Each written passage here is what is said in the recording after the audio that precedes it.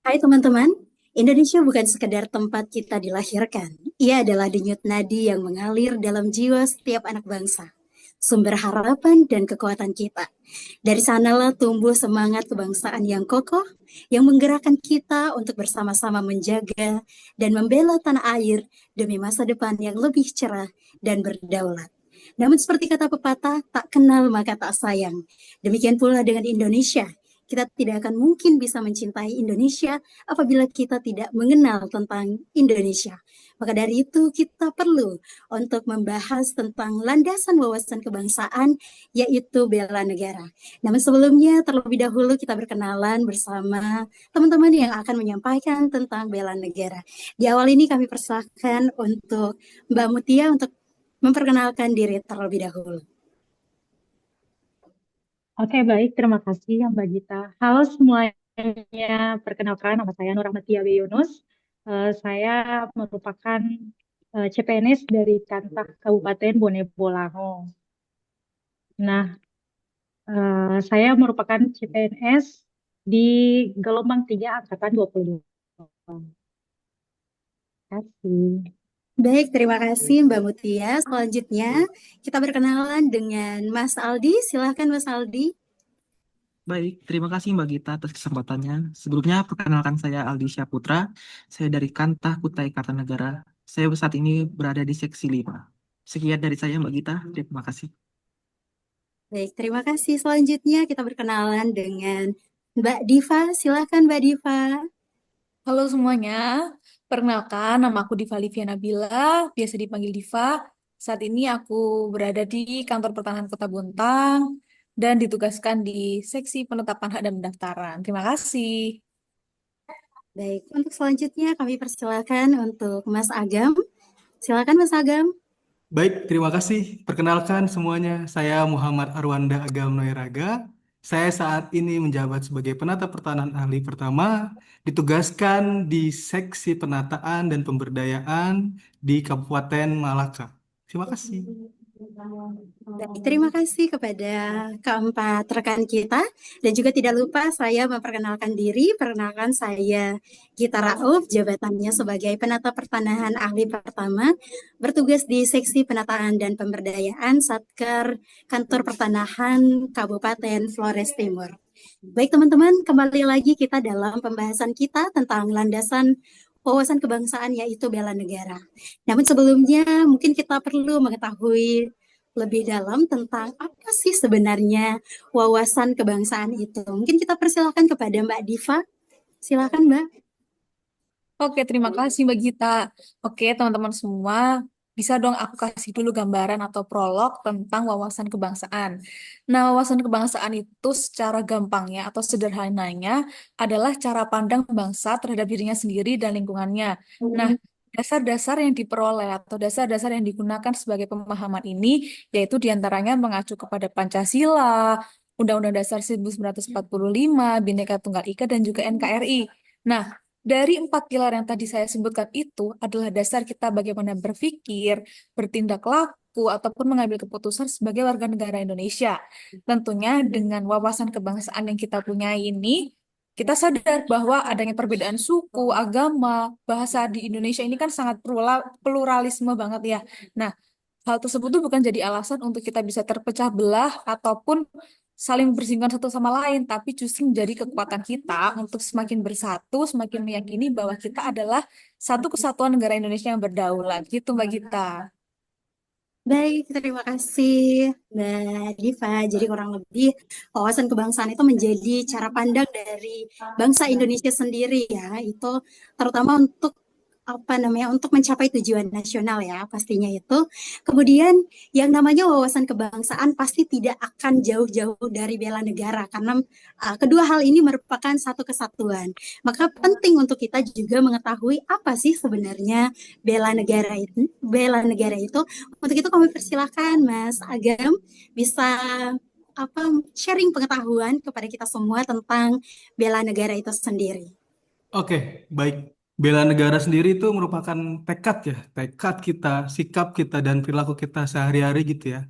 Serta juga tindakan kita gitu ya sebagai warga negara Indonesia baik perorangan maupun kolektif gitu ya, dalam menjaga apa? Kedaulatan negara.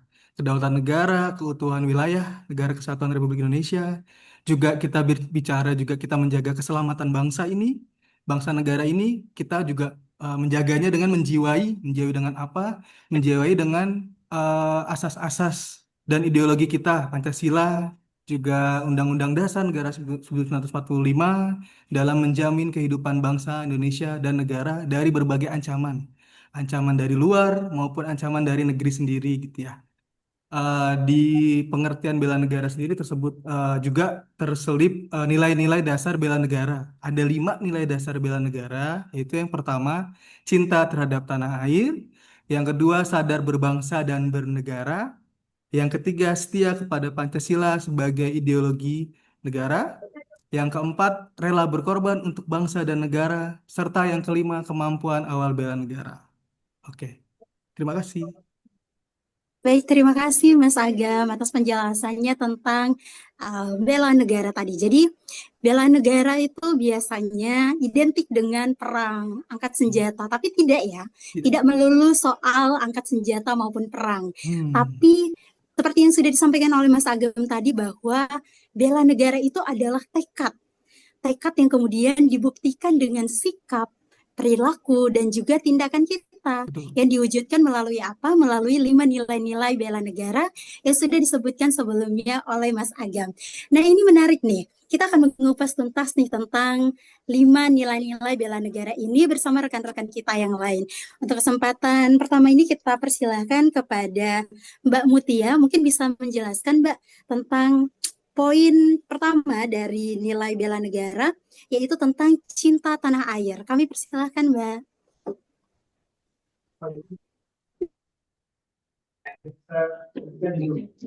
Mbak Mutia. Ya, Pak. Ya, kami silakan, Mbak. Cek, cek.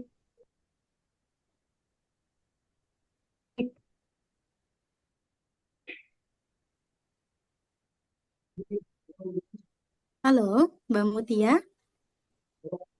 Apakah suara kami terdengar?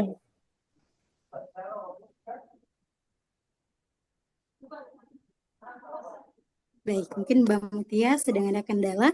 Selain cinta tanah air, hal penting dari bela negara sebagai wujud bukti kita cinta ataupun membela negara kita adalah sadar berbangsa dan juga bernegara. Mungkin dari Mas Aldi bisa share nih ke kita tentang sadar berbangsa dan bernegara itu seperti apa sih? Contoh-contohnya, aplikasinya terhadap kita, terutama mungkin kita sebagai ASN itu seperti apa? Kami persilakan, Mas Aldi.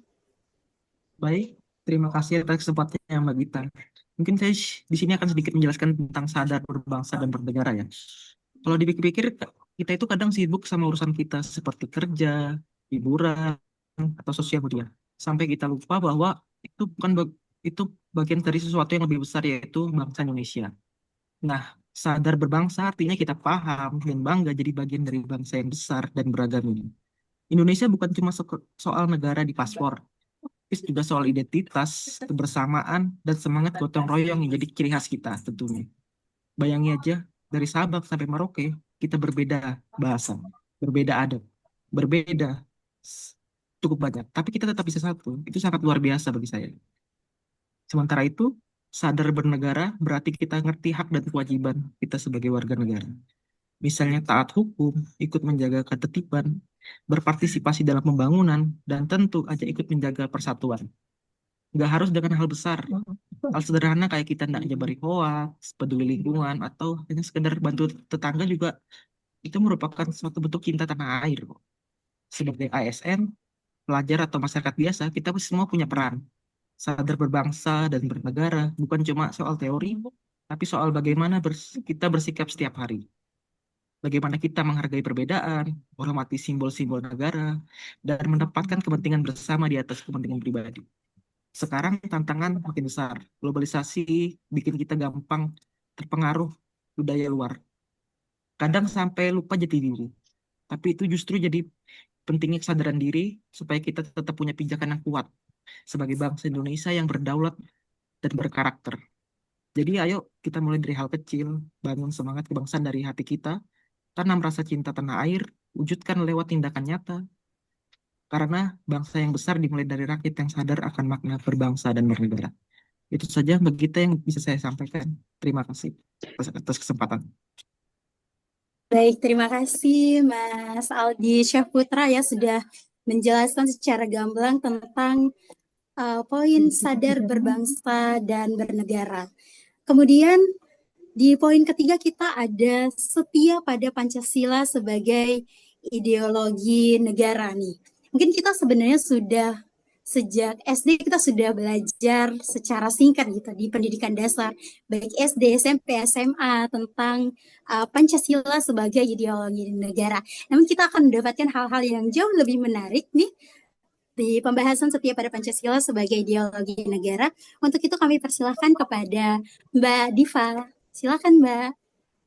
Oke, terima kasih Mbak Gita. Oke, teman-teman, setelah tadi kita eh, apa ya brainstorming sedikit ya dari yang disampaikan Mas Aldi, ini nggak jauh beda dan nggak jauh ya masih ada keterkaitannya ya mengenai eh, Pancasila, setia pada Pancasila sebagai ideologi negara. Nah, apalagi nih teman-teman semua, kita berlima ini kan bagian dari ASN ya. Nah, sebagai ASN ini kan kita punya peran sebagai pelaksana kebijakan publik. Nah, jadi kita ini bisa menjadi sorotan ataupun percontohan bagi masyarakat di luar sana. Artinya setiap tindakan ataupun perilaku kita yang kita tunjukkan ketika melayani masyarakat itu harus mencerminkan nilai-nilai Pancasila karena itu disorot ataupun dilihat sama masyarakat sekitar. Apalagi nih kalau kita sebagai ASN, namanya ASN kan pelayan publik atau pelayan masyarakat. Dalam mewujudkan kita sebagai ASN, kita harus memaknai nilai Pancasila sebagai ideologi itu dengan cara apa sih? Misalkan nih teman-teman di sini lagi ketemu sama pemohon, lagi ketemu masyarakat. Artinya kan masyarakat ini membutuhkan informasi atau memerlukan bantuan nih dari teman-teman ASN semua. Apalagi di Kementerian ATR BPN ini kan kita harus melayani masyarakat dengan profesional ya. Nah, jadi ketika melayani masyarakat itu perlu dong kita berperilaku secara jujur, terus tidak membeda-bedakan antara masyarakat satu dengan masyarakat lainnya, golongan satu dengan golongan lainnya. Artinya kita kan harus netral ini ketika memberikan informasi atau melayani masyarakat itu. Karena kan bahwasanya kita itu harus membuktikan kalau ASN ini nggak hanya bekerja untuk pemerintah, tapi mengabdinya kepada negara dan juga kepada rakyat Indonesia. Nah, selain itu kan kalau kita ngomongin tentang Pancasila sebagai ideologi bangsa nih, sebenarnya kan kita sudah hampir setiap minggu ya kita melafalkan Pancasila itu misalkan kayak setiap apel atau setiap upacara-upacara hari besar selalu tuh Pancasila kita lafalkan di kegiatan-kegiatan tertentu. Tapi kita juga harus tahu nih bahwasanya masing-masing sila di Pancasila itu bisa kita terapkan dalam konteks kerjaan ataupun kegiatan kita sehari-hari di kantor. Seperti ya kita nggak boleh dong namanya diskriminasi kepada siapapun, termasuk ke rekan-rekan kita di kantor maupun ke masyarakat, menghargai perbedaan keputusan ataupun pendapat yang disampaikan sama orang-orang, terutama rekan-rekan kita di kantor. Jadinya eh, kita ini melayani ataupun memiliki hubungan antar sesama rekan kerja ini sesuai atau mewujudkan nilai-nilai keteladanan dari nilai kebangsaan. Yang artinya kita harus menyadari, oh kalau kita tahu nih Pancasila ada sila 1, 2, 3, 4, 5 ini nggak hanya sekedar tahu, tapi harus dilafalkan, harus dimaknai secara menyeluruh supaya apa yang kita lakukan di kehidupan sehari-hari ini tidak melenceng dari nilai-nilai yang tercantum dari Pancasila tersebut. Kayak gitu, Kak.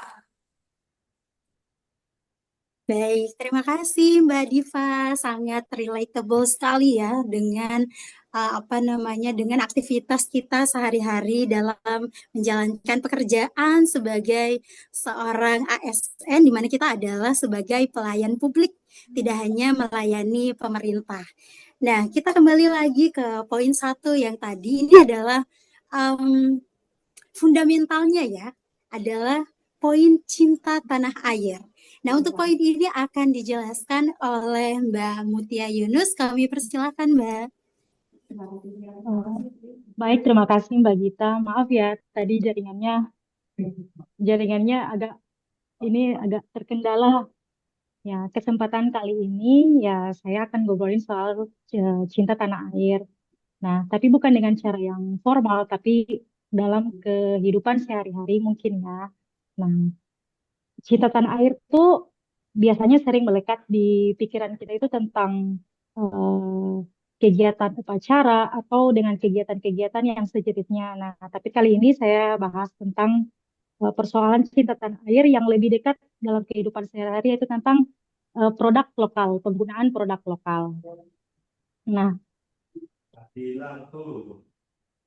mendukung produk lokal, cek-cek, mendukung produk lokal ternyata bentuk cinta kita terhadap Indonesia, terhadap negara kita. Nah, sekarang sih saya mau tanya sama teman-teman, kira-kira isi lemari teman-teman itu kebanyakan produk lokal atau produk luar gitu. Kira-kira bagaimana? Waduh, jangan-jangan kebanyakan produk Cina ini, Iya. made in China. Nah, kebanyakan kan Kalau kita nggak mencintai, itu sama makan dengan bebek gitu. Artinya begitu kali Pak. Baik, Mbak Mutia. saya lanjut ya. Kenapa sih penting banget ya dukungan produk lokal dari kita? Nah, pertama, karena kalau kita mendukung produk lokal, itu kita bisa membuka atau menciptakan lapangan pekerjaan. Mungkin banyak kita membeli produk lokal, banyak orang Indonesia yang bisa kerja. Itu bentuk salah satu cinta kita kepada negara, kepada Indonesia. Selanjutnya yang kedua, brand lokal itu kebanyakan mencerminkan identitas negeri kita. Misalnya, bahkan produk yang dikeluarkan itu biasanya ada filosofinya, biasa ada terinspirasi dari budaya-budaya Indonesia. Gitu. Ya, selanjutnya cinta tanah air itu nggak harus yang selalu besar. Kadang cukup dari hal-hal sederhana, seperti biasanya kita nongkrong di kafe lokal ataupun menggunakan jaket dari UMKM ataupun bisa mereview di media sosial begitu bahan-bahan atau produk-produk lokal yang sering kita pakai gitu. Nah, itu merupakan perilaku cinta tanah air yang mungkin dari kehidupan sehari-hari kita. Terima kasih Mbak Gita. Baik, terima kasih Mbak Mutia. Betul sekali, sangat penting sekali ya untuk kita menggunakan produk-produk lokal, karena dengan kita menggunakan produk lokal itu sama saja dengan kita menjaga ketahanan ekonomi di dalam negara kita sendiri, seperti itu. Kemudian kita beralih ke poin selanjutnya adalah rela berkorban untuk bangsa dan negara. Nah, mungkin beberapa orang akan berpikir bahwa rela berkorban itu seperti apa? Apakah kita harus berjuang sampai berdarah-darah? Apakah kita harus mengangkat bambu runcing mengusir penjajah? Hanya saja kan saat ini kita atas berkat rahmat Tuhan Yang Maha Esa, kita sudah tidak lagi dijajah oleh bangsa lain. Tetapi dalam hal ini gimana kita mewujudkan bela negara lewat rela berkorban untuk bangsa dan negara? Yang pertama, yang paling penting adalah, terutama bagi kita seorang ASN, adalah mengorbankan waktu, tenaga, dan pikiran untuk kemajuan bangsa dan negara. Ada satu quote yang mungkin teman-teman semua sudah sangat familiar dengan ini, adalah bukan apa yang negara berikan kepada kita, tetapi apa yang kita berikan kepada negara. Nah, hubungannya dengan kita sebagai ASN adalah salah satunya kita bekerja tidak hanya sekedar menggugurkan kewajiban, tidak hanya datang untuk fingerprint, tidak hanya datang untuk sekedar absen di office, tapi lebih dari itu kita sebagai seorang ASN harus memberikan kontribusi yang lebih untuk bangsa ini, terutama dalam hal pekerjaan-pekerjaan di kantor. Misalnya gimana caranya kita membuat pekerjaan yang seharusnya stepnya mungkin langkah-langkahnya mungkin tadinya dari 6 langkah, kemudian bagaimana caranya kita memutar otak mencari cara bagaimana supaya bisa lebih simple sehingga pelayanan itu menjadi lebih cepat, sehingga masyarakat itu menjadi lebih puas gitu terhadap hasil pekerjaan kita. Kemudian ada lagi adalah siap membela bangsa dan negara dari berbagai macam ancaman. Seperti yang sudah saya jelaskan sebelumnya, ancaman saat ini tuh sudah lebih modern, tidak lagi dengan senjata, tapi lebih lagi gitu lah. Apalagi terlebih sekarang sudah era internet, di mana banyak sekali disinformasi, banyak sekali hoax yang beredar, yang bahkan kita sampai sulit membedakan. Apalagi dengan adanya AI sekarang, apa-apa menjadi sulit samar gitu antara garis benar dan keliru itu menjadi samar. Nah, di situ peran kita sebagai ASN untuk menangkal hoax dan juga disinformasi. Dan yang paling penting adalah kita sebagai seorang ASN jangan sampai kita yang menjadi penyebar hoax. Jadi ketika kita mendapatkan sebuah informasi, maka terlebih dahulu kita harus cek kebenaran dari informasi ini sendiri. Yang paling simpel adalah kita cek and recheck ke mesin pencari, misalkan menggunakan Google seperti itu. Kemudian kita juga harus berpartisipasi dalam pembangunan masyarakat, bangsa, dan juga negara. Seperti tadi mungkin sekarang ini banyak sekali stigma tentang ASN yang malas, hanya datang untuk finjer kemudian berkeliaran di tempat-tempat yang seharusnya pada jam kerja itu seorang ASN tidak boleh ada di situ. Nah, itu adalah tindakan yang keliru. Maka tindakan yang paling tepat adalah kita ikut aktif dalam pembangunan masyarakat, bangsa, dan negara. Gimana caranya? Yang paling simpel saja adalah kita datang ke kantor tepat waktu, disiplin, menyelesaikan pekerjaan, menaati peraturan yang ada, seperti itu.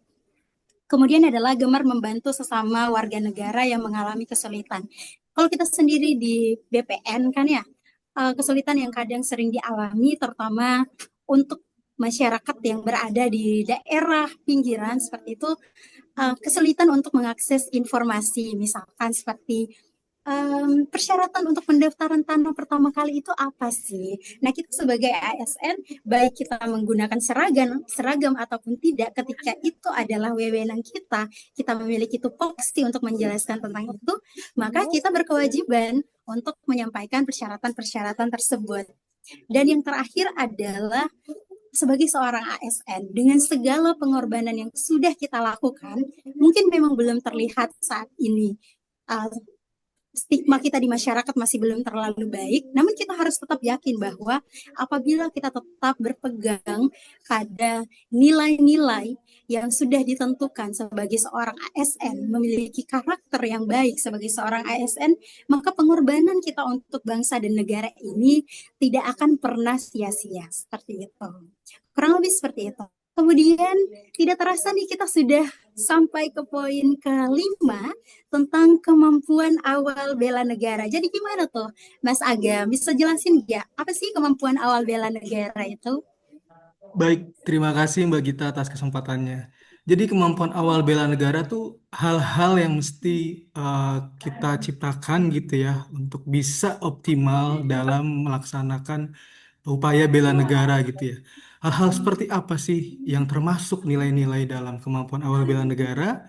Yang pertama itu memiliki kecerdasan emosional dan spiritual serta intelijensia. Jadi kita sebagai ASN ya, sebagai pelayan publik, sebagai pelaksana kebijakan publik gitu ya, kita harus kita harus bisa menjaga kecerdasan emosional kita dalam melayani masyarakat gitu ya, dengan berbagai kemajemukan yang ada, diversitas yang ada, kita perlu memelihara emosi serta memiliki kemampuan yang baik dalam menghadapi berbagai kemajemukan tersebut gitu ya. Jangan mudah kita terpancing isu gitu ya yang belum terbukti kebenarannya. Nah, semisal juga di dunia kerja di ASN di kantor gitu ya. Ada pegawai yang mengemukakan pendapat atau mengemukakan isu, tapi kita mesti cari dulu nih analisis yang baik gitu ya untuk menapis apakah itu isu yang benar atau tidak gitu ya. Kita mesti cerdas dalam hal tersebut. Kita mesti cerdas juga dalam emosi kita gitu ya, spiritual kita untuk bisa menghadapi segala macam perbedaan kemajemukan yang ada, baik kita dalam melayani masyarakat serta kita dalam bekerja di kantor kita masing-masing gitu ya. Nah, yang kedua itu ada yang namanya senantiasa memelihara jiwa dan raga. Nah, jiwa dan raga ini kan sebagai kendaraan kita nih dalam menjalani aktivitas di dunia ini gitu ya, dalam menjalani bahtera di hidup ini. Nah, kalau kita tidak memelihara dengan baik jiwa dan raga kita, maka kita tidak bisa melakukan hal-hal yang baik pula untuk negara kita gitu ya. Hal-hal yang bisa kita lakukan adalah kita dengan menjauhi hal-hal yang tidak baik yang merusak seperti narkoba, merokok, terus juga menjauhi apa namanya judol gitu ya, ataupun hal-hal lain gitu yang dapat merusak jiwa dan raga kita gitu ya. Serta kita tidak lupa selalu mendekat atau beriman kepada pemilik jiwa ini yaitu Tuhan Yang Maha Esa. Ini juga terkait dalam poin nomor 3, yaitu senantiasa bersyukur dan berdoa atas kenikmatan yang telah diberikan oleh Tuhan Yang Maha Esa. Jadi banyak anak muda yang terlena, banyak pegawai-pegawai yang terlena akan kesibukannya, tapi lupa akan kewajibannya dalam menjaga hubungan baik vertikal dengan Tuhan Yang Maha Esa. Maka dari itu, bersyukur dan berdoa menjadi pondasi awal bagi kita untuk bisa melaksanakan nilai-nilai bela negara yang baik. Terus berkaitan dengan raga gitu ya, ini poin nomor 4 yaitu gemar berolahraga. Nah, olahraga ini untuk menjaga raga kita lebih baik gitu ya. Nah, olahraga ini juga apa ya dapat dilakukan dengan hal-hal yang mudah gitu ya, dengan lari, dengan jogging ataupun dengan bermain sepak bola semisal. Nah, sepak bola sendiri ini juga menjadi perekat Nusantara nih ya. Belum lama ini kita melihat atlet-atlet kita sedang berjibaku menjadi yang terbaik, tetapi belum lolos nih. Tapi nggak apa-apa gitu ya. Kita melihat supporter-supporter yang rela dengan waktu dan tenaganya untuk meluangkan waktu untuk bisa mensupport nih atlet-atlet olahraga kita. Nah, itu sesuatu hal yang baik gitu ya, di mana kita bisa bersatu dengan olahraga, mempersatukan diri dengan olahraga. Nah, yang terakhir, yang poin nomor 5 itu senantiasa menjaga kesehatannya. Dengan apa? Dengan kita memakan makanan yang baik, dengan kita meminum vitamin, dengan kita menjaga pola tidur, itu merupakan upaya-upaya yang sangat mudah apabila kita konsisten ya dalam melakukannya. Itu hal-hal 5 hal gitu ya yang bisa dielaborasi terkait dengan kemampuan awal bela negara. Terima kasih, Mbak Gita. Saya kembalikan. Baik, terima kasih Mas Agam, Mas Aldi, Mbak Mutia, Mbak Diva yang tadi sudah menjelaskan ya tentang nilai-nilai bela negara tadi, kurang lebih tadi ada 5, ada cinta tanah air, sadar berbangsa dan bernegara, setia pada Pancasila sebagai ideologi negara, rela berkorban untuk bangsa dan negara, kemampuan awal negara. Dan teman-teman semua, dari awal kita sudah menjelajahi nih makna tentang bela negara itu seperti apa. Bukan hanya sebagai sebuah kewajiban, tapi sebagai wujud cinta kita. Di mana kita belajar bahwa bela negara bukan semata tentang seragam dan senjata, melainkan tentang keberanian menjaga nilai-nilai Pancasila, menjaga persatuan dalam perbedaan, dan ikut ambil bagian dalam pembangunan bangsa sekecil apapun kontribusi kita, terutama kita sebagai ASN. Jadi mari kita ubah cara pandang kita, mari kita jadikan bela negara bukan sebagai beban, tapi sebagai kehormatan, karena mencintai tanah air bukan hanya diucapkan saat upacara, tapi dibuktikan dalam keseharian kita, lewat kejujuran, kerja keras, dan juga kepedulian. Terima kasih teman-teman semua, rekan-rekan sudah menjabarkan tentang nilai-nilai bela negara tadi. Semoga setelah mendengarkan ini, kita semua bisa mulai bertanya pada diri sendiri, apa yang bisa kita lakukan untuk negeri kita hari ini? Karena Indonesia butuh kita, bukan besok tapi sekarang. Sampai jumpa lagi